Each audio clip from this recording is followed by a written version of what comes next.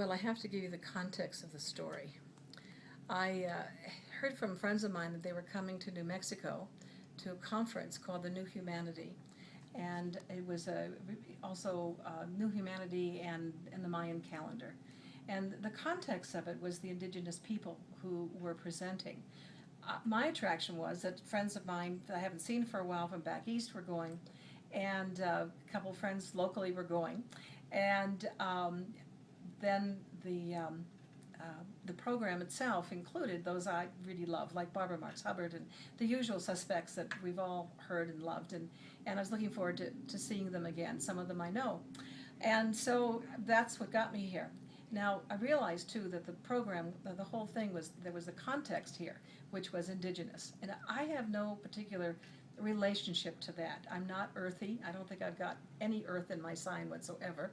And I respect and appreciate the indigenous and the wisdom of the elders, but I have not really connected to that.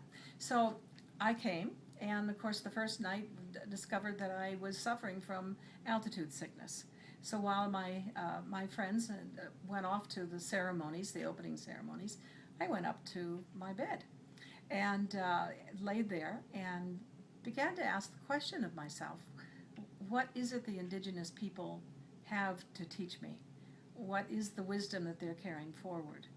And suddenly I found myself, I'm not sure if I was awake or asleep, tell you the truth, but I suddenly found myself in George's garden.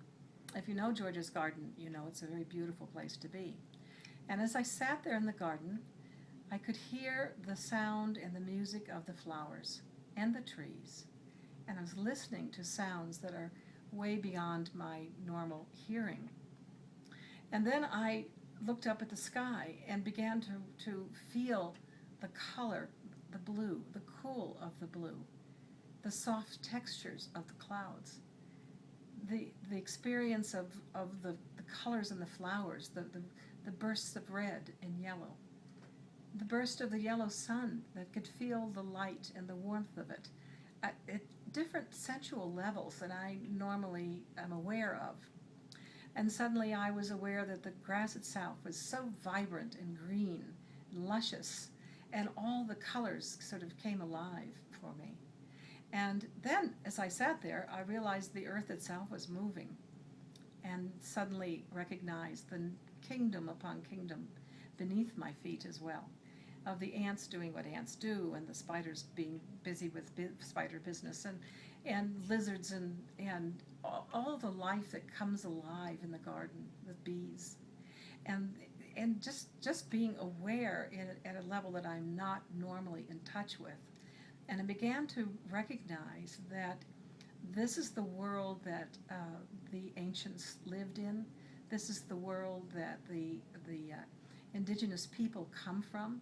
Many of them still retain that experience. I think Tantra knows that experience very well, what it is to feel the vibrational field outside, and the movement of the earth itself came alive for me in that moment. And I said, that is the message of the elders, and that's the message of the wise indigenous people for all of us, and how it must be to have us arrive, these white people with big feet sort of crashing around and stepping on things, not even being aware of the life that we're disrupting. And finally, I recognized I could see an Indian in moccasins walking quietly across the field, barely disturbing even a blade of grass as he or she moved. And I thought, that is how we were supposed to live.